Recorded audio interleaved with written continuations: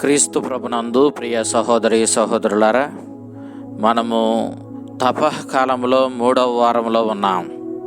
ఈ సోమవారం నాడు సువిశేషం లూకా శుభవార్త 4వ అధ్యాయం 24వ వచనం నుంచి 30వ వచనం వరకు మనం ఆలకించాం. క్రీస్తు ప్రభువుని గూర్చిన కీర్తి ప్రజల్లో ప్రబలిపోయింది.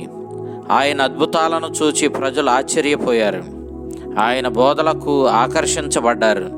ప్రజలు తండోపతండాలుగా ఆయన్ను అనుసరించడం ప్రారంభించారు. ఆ సమయంలో క్రీస్తు తాను పెరిగి పెద్దవాడైనటువంటి తన సొంత గ్రామమైన నజరేతునకు వచ్చాడు. ఆయన వారి ప్రార్థనా మందిరాలలో, సినగోగుల్లో ప్రార్థనలో పాల్గొన్నాడు.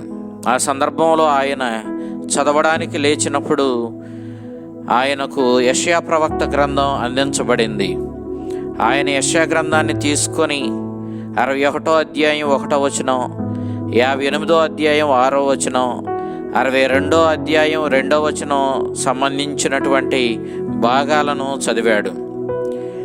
ఆ యెషయా ప్రవక్త చెప్పిన ఆ రక్షకుడు, ఆ మెస్సయ్య, ఆ దైవ సేవకుడు ఎవరో కాదు, దేవుని చేత పవిత్రాత్మాభిషేకం పొందిన నేనేనని ప్రభు స్పష్టంగా తెలియచేశాడు. కానీ తన సొంత గ్రామానికి చెందిన ప్రజలు క్రీస్తుని మాటలకు ఆశ్చర్యపడ్డారు.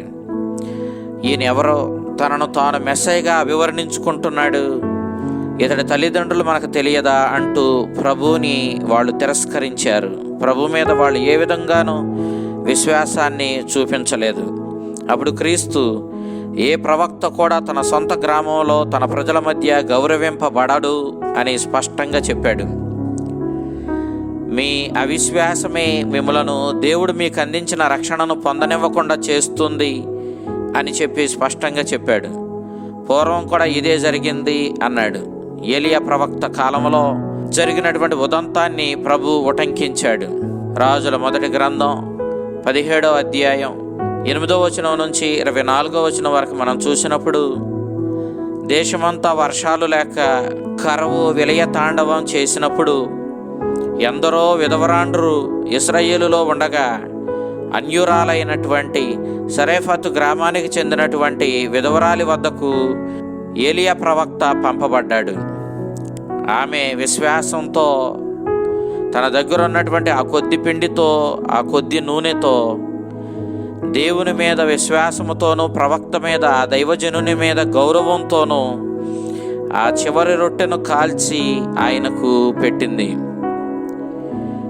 దేవుడు ఎంతగా ఆమెను ఆశీర్వదించాడంటే, ఆమె విశ్వాసానికి ఎంతటి దీవెనిచ్చాడంటే, ఆ కరవకాలం అంతా కూడా కొండలోని పిండి కానీ, ముంతలోని నూనె కానీ తరిగిపోకుండా దేవుడు అద్భుతమైన రీతిలో ప్రవక్తను, ఆ విధవరాలుని, ఆ కుటుంబాన్ని కాపాడాడు.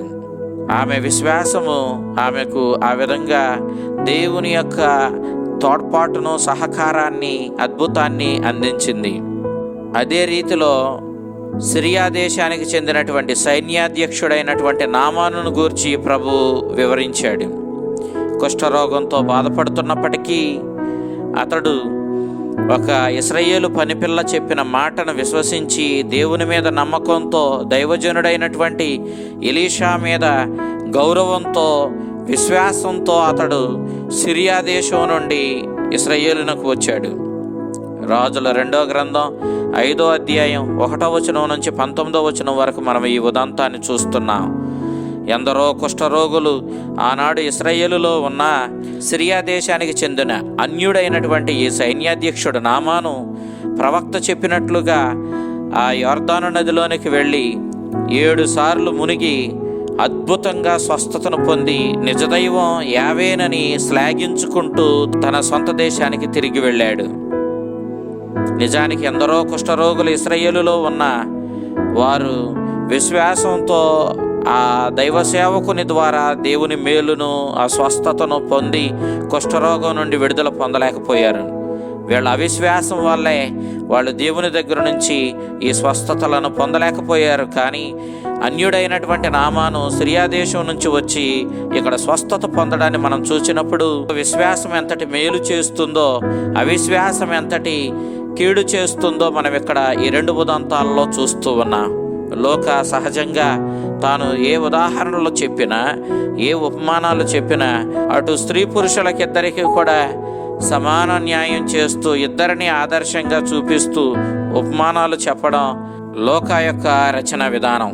కాబట్టి ఈనాడు యేసుక్రీస్తు ఈ ఇద్దరి ఉదాహరణలను ఉటంకించి విశ్వాసముతో అన్యులు ఎంతటి మేలును పొందారో, అవిశ్వాసంతో ఇశ్రాయేలీయులు దేవుని బిడ్డలే అయినా ఆ దేవుని దగ్గర నుంచి మేలును పొందలేకపోవడాన్ని సూచిస్తూ, ఇదిగో మీరు విశ్వాసము కలిగి జీవించమని వారిని హెచ్చరించడాన్ని మనం చూస్తూ ఉన్నాం. ఎప్పుడైతే ప్రభువు అవిశ్వాసులైన ఈ ఇశ్రాయేలీయులను వారి జీవన విధానాన్ని ప్రశ్నించాడో, వెంటనే వారికి ఎక్కడ లేని కోపం వచ్చింది. వాళ్ళు ప్రభువుని అంతమొందించాలనుకున్నారు. ఎత్తైన పర్వతం మీద నుండి అతన్ని తలక్రిందులుగా కిందకు దోయాలని ప్రయత్నించారు. కానీ అప్పటికే ప్రజల మధ్య ఎంతో కీర్తి ప్రతిష్టలు సంపాదించుకున్న క్రీస్తుని ఆ విధంగా చేయడం వారి వల్ల కాలేదు. ప్రభు వారి దగ్గర నుంచి తప్పుకుని వెళ్ళినట్లుగా మనం చూస్తూ ఉన్నాం. ఈనాడు ప్రభు చెబుతున్నటువంటి ఈ సందేశాన్ని మన జీవితంలోనికి అన్వయించుకొని మనము ప్రభుయందు ప్రగాఢమైన విశ్వాసంతో ఆయన సందేశాన్ని స్వీకరించి దానికి అనుగుణంగా ఆయన మీద నమ్మకంతో జీవించి మన జీవితాలను ధన్యం చేసుకోవాలని, అవిశ్వాసులుగా జీవించి అతడిచ్చేటటువంటి ఆ రక్షణ భాగ్యాన్ని మనం అశ్రద్ధ చేయడానికి లేదని ప్రభు తన సందేశం ద్వారా ఈనాడు, తన సువార్త ద్వారా ప్రభు ఈనాడు మనకు తెలియచేస్తూ ఉన్నాడు. ఈ స్వార్థ సందేశాన్ని స్వీకరించి విశ్వాసంలో ఎదిగి మన జీవితంలో విశ్వాసానికి ప్రాధాన్యతనిస్తూ విశ్వాసపూరితమైన జీవితాలు జీవించి మన జీవితాలను ధన్యం చేసుకునే అనుగ్రహాలను ప్రసాదించమని ఆ ప్రభుని వేడుకుందాం. ఆ చల్లని ప్రభు మిమ్మలను, మీ కుటుంబాలను దీవించి కాపాడునుగాక. ఆమేన్.